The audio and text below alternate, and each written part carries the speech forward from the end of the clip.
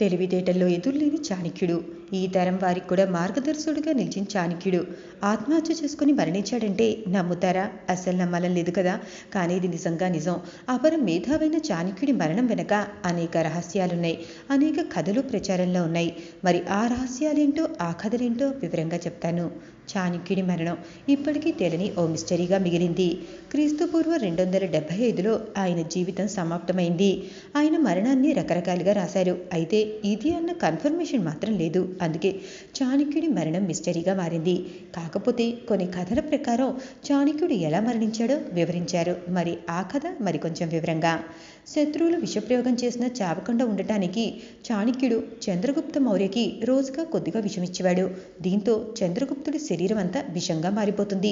ఆ విషప్రయోగం ఎవరైనా తన పైన చేసినా తనకేం కాని స్థితికి వస్తుంది. ఇలా ఉంటే ఓ రోజు చంద్రగుప్తుడి భార్య రాణి దుర్ద తన భర్తకిచ్చిన ఆహారాన్ని తీసుకుంటుంది.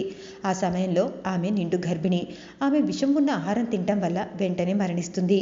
రాణి మరణించిన విషయం తెలుసుకున్న చాణక్యుడు పరుగు పరుగున అక్కడికి వస్తాడు. కనీసం ఆమె కడుపులో ఉన్న బిడ్డనైనా రక్షించాలన్న ఉద్దేశంతో ఆమె కడుపును కోసి బిడ్డను బయటికి తీస్తాడు. అప్పటికే బిడ్డ తల్లోకి కొంత విషం ప్రవేశిస్తుంది. ఆ పుట్టిన బిడ్డకి బిందుసారుడనే పేరు పెట్టి సంరక్షిస్తాడు చాణక్యుడు. బిందుసారుడు పెద్దయ్యాక చంద్రగుప్తుడు బంధాలన్నీ విడిచిపెట్టి అన్నింటినీ త్యజించి జైన గురువు భద్రభావును అనుసరిస్తూ ఇప్పటి కర్ణాటకలోని శ్రావణ బెళగొలకు చేరతాడు. కొంతకాలం తర్వాత జైన మతాచారం ప్రకారం ఆహార పానీయాలు తీసుకోవడం మానేసి మరణం పొందుతాడు. అప్పటికి చాణక్యుడు బిందుసారుడి దగ్గరే ఉంటాడు. ఓ రోజు బిందుసారుడికి తన తల్లి ఎలా మరణించింది అన్న విషయాన్ని ఎవరో చెప్పగా తెలుసుకుంటాడు. అయితే తన తల్లి మరణానికి కారణం చాణక్యుడేనని భావిస్తాడు. బిందుసారుడు తత్వం తెలిసిన చాణక్యుడు తన ప్రాణాల్ని వదలటమే మేలని అనుకుంటాడు. అతని ఆస్తిని పేదలకు, విధవలకు, అనాథలకు రాసిస్తాడు. ఓ పేడ కుప్ప పైన కూర్చొని ఆహార నియమాల్ని మానేసి అక్కడే ప్రాణాలను విడుస్తారు. ఇక జైన రచయిత హేమచంద్ర రాసిన పుస్తకం ప్రకారం బిందుసారుడు మంత్రుల్లో ఒకరైన సుబంధు చాణక్యుడిపై కోపంతో కుట్ర పని చంపేశాడని అంటారు. ఇక బిందుసారుడికి అతని మంత్రి సుబంధు చాణక్యుడి గురించి బాగా నూరిపోస్తాడట.